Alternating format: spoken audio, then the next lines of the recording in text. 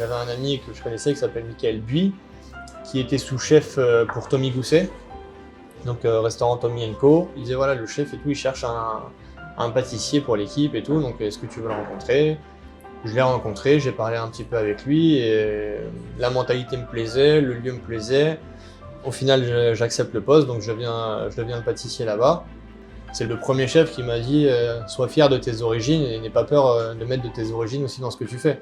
Moi avant, du coup, j'étais très cuisine française, pot-au-feu, blanquette, machin, et c'est lui qui a commencé, on va dire, À te faire sortir du cadre. à faire sortir du cadre, à dire bah vas-y, rajoute telle chose, chez toi quand tu le fais, qu'est-ce que vous rajoutez en plus, bah pourquoi tu rajoutes pas ça en plus aussi dans ce côté français, enfin quand tu vas au Maghreb tu manges très épicé, vous aimez bien en rajouter un petit peu dans différents plats, pourquoi tu le ferais pas aussi ici?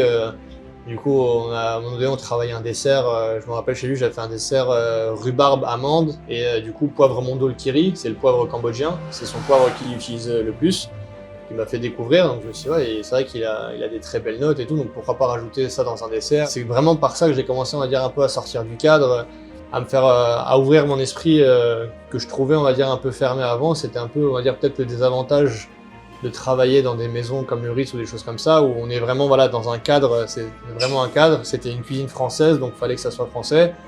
Vous m'avez ouvert l'esprit, quoi.